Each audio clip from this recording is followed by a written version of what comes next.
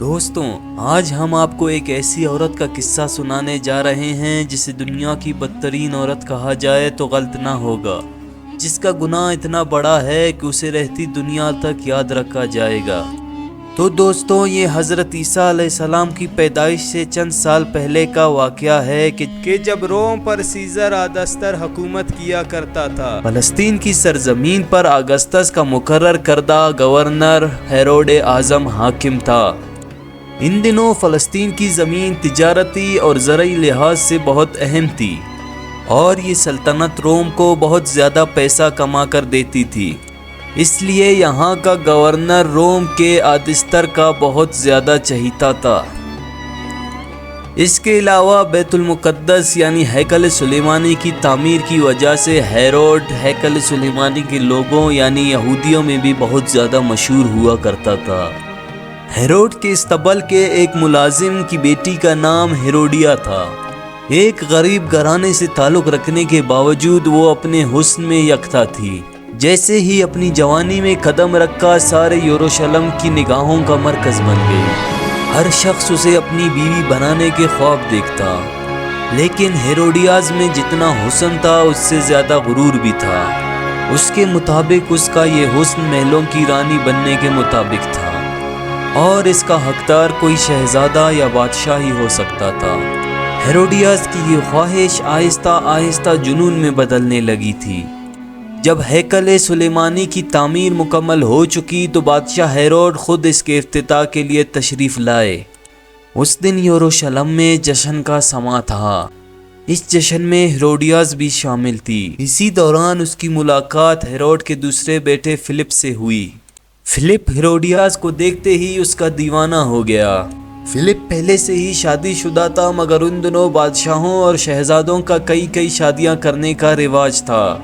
چنانچہ flip Herodias کو اپنے ساتھ اپنے شہر کیساریا لے گیا۔ چنانچہ ہیروڈیاز اب جھونپڑی سے ایک محل میں آ چکی تھی۔ اسے ہر وہ چیز حاصل تھی جس کی وہ خواب دیکھا کرتی تھی، مگر دوستوں، ہوس کی کوئی انتہا نہیں ہوتی۔ اب اس نے ملکہ بننے کے خواب دیکھنا شروع کر دیے تھے۔ فلپ، جس کی کسی بیوی سے کوئی اولاد نہ تھی، وہ اپنے وارث کے لیے پریشان رہتا تھا۔ ہیروڈیاز کی یہ خواہش تھی کہ وہ فلپ کو ایک وارث دے اور کیساریا کی مالک بن جائے۔ وقت گزرتا جا رہا تھا، لیکن وہ امید سے نہیں ہو پا رہی تھی۔ پھر ایک دن اس کی ایک کنیز نے اسے ایک بوڑھی عورت کے بارے میں بتایا، جو کہ شہر سے باہر ایک غار میں رہتی ہے۔ لوگ اس کے پاس اپنی مرادیں لے کر جاتے ہیں اور کامیاب لوٹ کر آتے ہیں۔ پھر وہ کنیز ایک دن ہیروڈیاز کو لے کر اس کے پاس چلی گئی۔ ہیروڈیاز کے پوچھنے پر اس بوڑھی عورت نے بتایا کہ تیری اولاد ضرور ہوگی، اور وہ اتنی مشہور ہوگی کہ رہتی دنیا تک لوگ اسے یاد رکھیں گے۔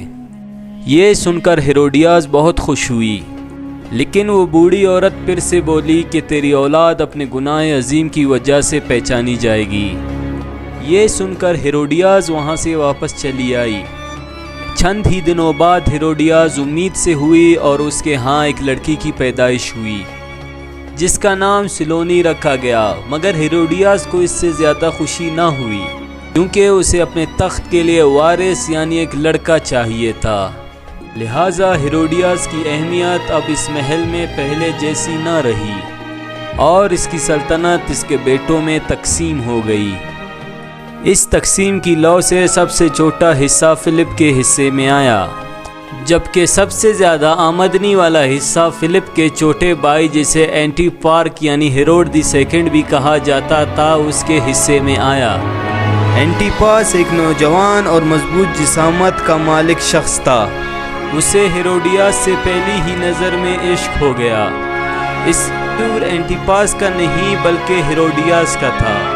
یہ اس کی ادائیں ہی تھی جس کی وجہ سے اینٹی پاس اس کا دیوانہ ہو گیا۔ ہیروڈیاز اب فلپ سے چھٹکارا چاہتی تھی، جس کے لیے اس نے اینٹی پاس کو اپنے محبت کے جال میں پھنسا لیا۔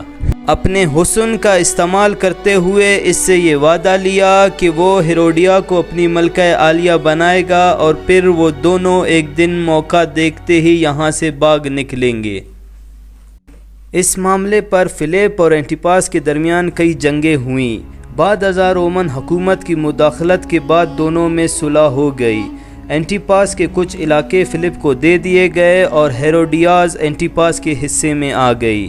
ان دنوں حضرت زکریا علیہ السلام کے بیٹے حضرت یحییٰ علیہ السلام بنی اسرائیل کے لوگوں میں تبلیغ فرمایا کرتے تھے۔ عیسائی حضرات انہیں یوحنا کے نام سے بھی جانتے ہیں۔ آپ کا انداز گفتگو نہایت شیرین اور نرم تھا۔ لوگ جوک در جوک آپ کی باتیں سننے چلے آتے اور آپ کی تعلیمات سے متاثر ہوئے بغیر نہ رہ پاتے۔ ان دنوں یہودی رومن امپائر کے پٹھو ہوا کرتے تھے اور حق بات کہنے سے گھبراتے تھے، لیکن حضرت یحییٰ علیہ السلام ہر قسم کے خوف سے پاک اپنے لوگوں کی تبلیغ کیا کرتے۔ آپ سخت الفاظ میں بادشاہ اینٹیپاس کے عمل کی مخالفت کرتے ہیں کہ اس نے اپنے بھائی کی بیوی سے شادی کر لی۔ بادشاہ اینٹیپاس پر تو کوئی اثر نہ ہوا، مگر سلطنت کی ملکہ نے آپ کو گرفتار کرنے کا حکم دے دیا اور آپ کو اپنے باغ کی سیرابی کے کام پر لگا دیا۔ ہیروڈیاز نے کئی مرتبہ اینٹیپاس کو اس بات پر اکسایا کہ وہ حضرت یحییٰ علیہ السلام کے قتل کا فرمان جاری کر دے، مگر اینٹیپاس نہ مانا، اور فلپ کی بیٹی سلونی، جس کی خوبصورتی نے اپنی ماں کو کہیں پیچھے چھوڑ دیا تھا۔ کئی شہزادے اور بادشاہ اس کے خواب دیکھا کرتے تھے۔ ایک دن محل کی کھڑکی سے باغ کا نظارہ کر رہی تھی کہ اس کی نظر حضرت یحییٰ علیہ السلام پر پڑی۔ حضرت یحییٰ علیہ السلام کے چہرے پر ایک معصومیت اور خدا تعالیٰ کی طرف سے ایک ایسا نور تھا کہ وہ متاثر ہوئے بغیر نہ رہ پائی۔ اس نے حضرت یحییٰ علیہ السلام کو اپنے محل میں طلب کیا اور انہیں دعوت گناہ دی، لیکن حضرت یحییٰ علیہ السلام نے اسے جواب دیا کہ میں تجھے دیکھنا بھی گناہ سمجھتا ہوں، اور وہاں سے چلے آئے۔ اس بات سے سلونی کے دل میں انتقام کی آگ جلنے لگی۔ وہ خوبصورتی کہ جس پر اسے غرور تھا، اسے قیدی نے ٹھکرا دیا تھا، وہ دن رات اسی احساس میں جلنے لگی۔ بادشاہ اینٹیپاس کی سالگرہ کا دن آ پہنچا، جس میں شرکت کے لیے بہت سے حکمران اور رومن نمائندے شامل تھے۔ بادشاہ کے قدموں میں بہت سے تحفوں کے ڈھیر لگے ہوئے تھے۔ پھر ہیروڈیاز نے بادشاہ کی خدمت میں حاضر ہوئی اور بادشاہ سے کہا کہ میرا تحفہ سب سے عجیب اور اعلیٰ ہوگا، کیونکہ آج میری بیٹی سلونی آپ کی شان میں رقص کرے گی۔ ہیروڈیاز نے اس رقص کے لیے سلونی کو کئی سال پہلے سے ہی تیار کرنا شروع کر دیا تھا، جس کا مقصد تھا کہ بادشاہ کو خوش کر کے سلونی کو تخت کا وارث نامزد کر دیا جائے۔ دربار میں سلونی کا رقص شروع ہوا۔ یہ رقص بے حیائی سے بھرپور تھا۔ اس میں سلونی 7 رنگ کے لباس میں ملبوس تھی اور اس نے رقص کے دوران اپنے سارے لباس ایک ایک کر کے اتار پھینکے۔ یہ رقص گھنٹوں جاری رہا اور تمام درباری اور خود بادشاہ اپنی پلکیں جھپکائے بنا دیکھتا رہا۔